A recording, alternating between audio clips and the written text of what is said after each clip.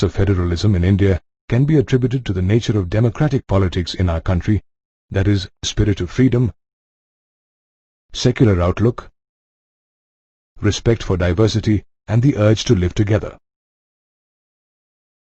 The most important tests for this success were the creation of linguistic states, language policy, and center-state relations.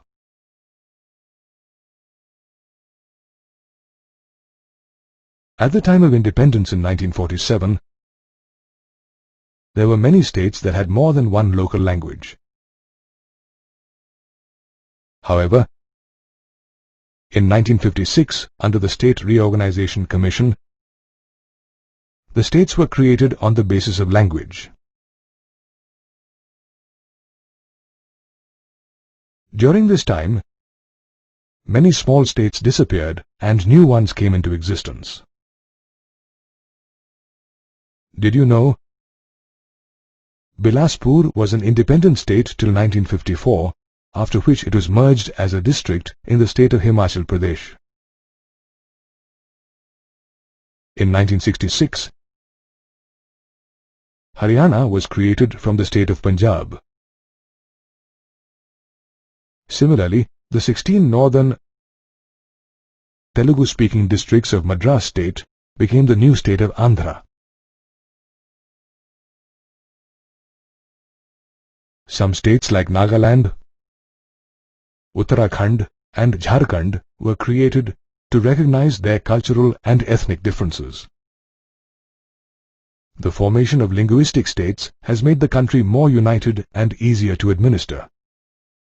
Another test for the success of the Indian Federation was the framing of the language policy in a multilinguistic country. The Census of India held in 1991 identified 1,500 distinct languages and grouped them under 114 major languages.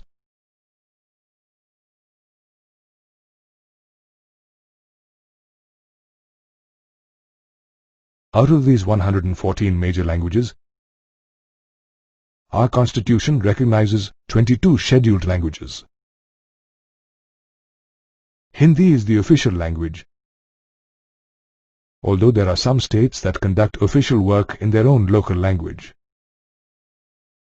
According to the Constitution, the use of English as an official language was to stop in 1965. However, this did not happen due to the opposition and agitation of non-Hindi speaking states. The Official Language Act states that English would remain the official language of the country so long as non-Hindi speaking states desire. Restructuring and division of powers between the centre and states is another factor that contributed to the success of federalism in India.